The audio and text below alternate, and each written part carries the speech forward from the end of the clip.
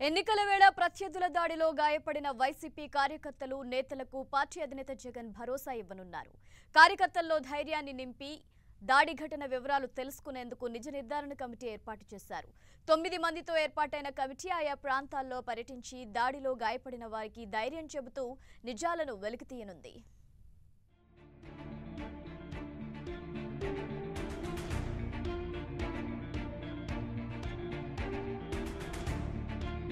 ఈ నెల 11న ఎన్నికల సందర్భంగా తెలుగుదేశం, వైఎస్ఆర్ కాంగ్రెస్ పార్టీ కార్యకర్తలు పలుచోట్ల ఘర్షణలకు దిగారు. ఈ దాడుల్లో ఇరు పార్టీలకు చెందిన కార్యకర్తలు మృత్యువాత పడ్డారు. పదుల సంఖ్యలో గాయపడ్డారు. ముఖ్యంగా గుంటూరు జిల్లాలోని గురజాల, సత్తెనపల్లి, నరసరావుపేట అసెంబ్లీ నియోజకవర్గాల పరిధిలో ఉద్రిక్త పరిస్థితులు ఏర్పడ్డాయి. పోలింగ్ తర్వాత జరిగిన ఘటనలకు తెలుగుదేశం పార్టీయే కారణమని వైసీపీ ఆరోపిస్తోంది. ఈ దాడుల వెనుక కుట్రల్ని బహిర్గతం చేసేందుకు వైసీపీ అధినేత జగన్ నిజ నిర్ధారణ కమిటీని నియమించారు.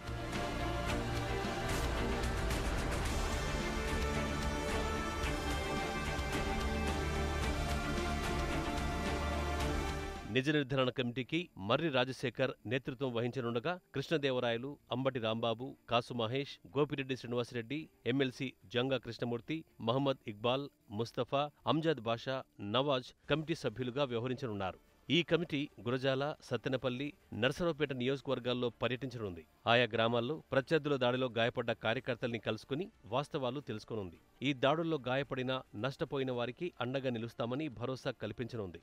ఆ తర్వాత సమగ్ర నివేదికను పార్టీ అధ్యక్షుడు వైఎస్ జగన్మోహన్ రెడ్డికి అందజేయనుంది.